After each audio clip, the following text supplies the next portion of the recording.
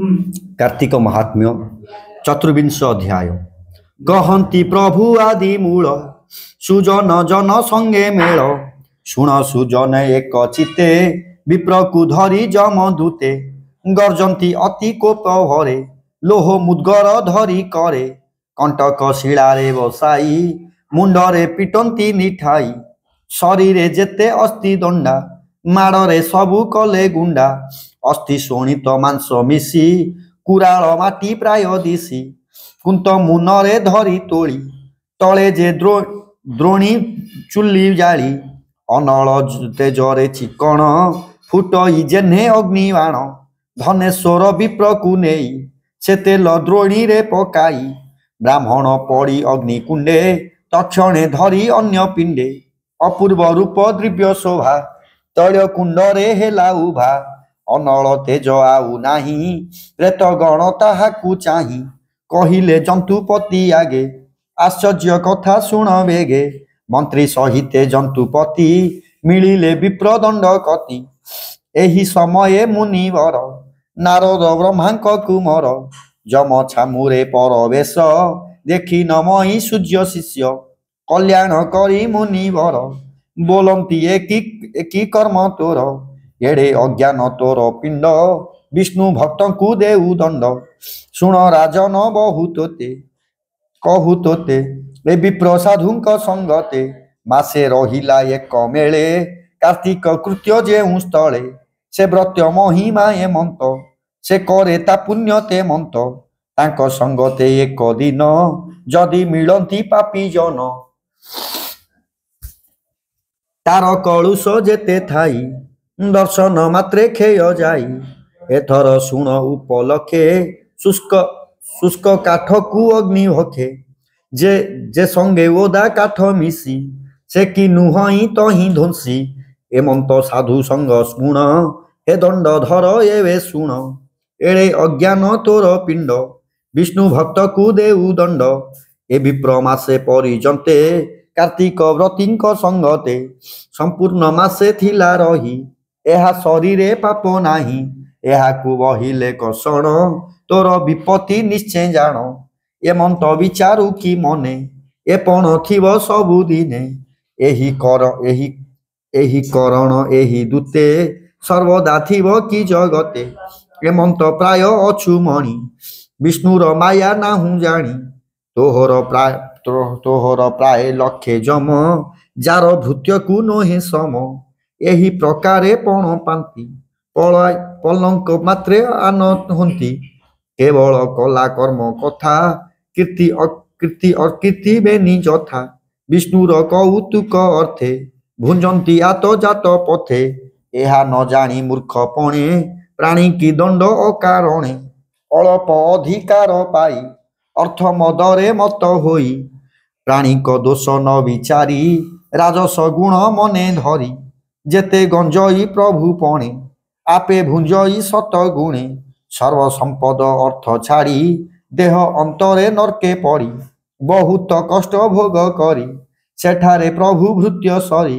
एमंत गोविंदर खेल बड़ उपरे अछि बड़ तु किंपा एहा न विचारु मंत्री मानंकु न पचारु ए जे करइबे निजन कि लेखु थांती प्रतिदिन दंड को योग्य जेउ प्राणी एकता न कहंती जानी एणु तो सभा अविवेक तेणु नाहांती विज्ञ लोक एथकु जेबे अछि भय विचारी कार्य कर राय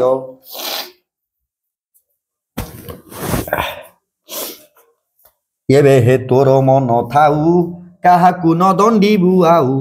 से कथा शुण जंतुपति जे बण जन विष्णु भक्ति गोविंद गुण गुणी चित्ते जे दिन कहरु थाए नित्य विष्णु प्रीति रे तपोदान करिब तीर्थ कु गमन विष्णु यज्ञादि व्रत धर्म कीर्ति सर्व कल्पित विष्णु प्रीति श्री एकादशी व्रत राजा कार्तिक मासे विष्णु पूजा मकर शेष आदि करी जे होइथिब व्रतचारी तुलसी सेवा दिने दिने एमंत भावे जेउ न जने मर्त्यमंडले थिब रही तांको संगते सेवा थाई ए सर्वजन्य पुण्यमय एहांकु न दंडिब राय जेबे हे थिब पूर्व साप तेबे हे न करिब कोप विशेष कार्तिक कृतर दिने हे थिब जेउ नर तांको निकटे तोर दूते न जीवे आउ कदाचिते एबे से ब्राह्मण को आनी प्रबोधि करी दंड पाणी कही दंड पाणी एमंत कही जम आगे मुनि चलिले शून्य मार्गे आश्चर्य होई जंतुपति दूत को चाही कहउछंती विप्र को आनी मोर पास न पूर्ण करी थाउ रोष ए विप्र एड़े लोक बोली न बुझी द्रोह कर्म कली एबे करिबा तांकु बोध जेणे छाड़िब विप्र क्रोध तुम्भे होइब तांको आगे से धर्म अधर्म से धर्म शास्त्र जोगे हेमंत राजा मुखु शुणी प्रेतप गण से ही क्षणी से धनेश्वर नाम दिज प्रभावे दिशु अछि तेज तैल द्रोणी ताकू आनी विश्वासे कहू अछि वाणी हे विप्र शुण सावधाने जे जम दंड पाप पुण्य तुम्भंकु कहिबा थोकाए आगत पदे रहु भये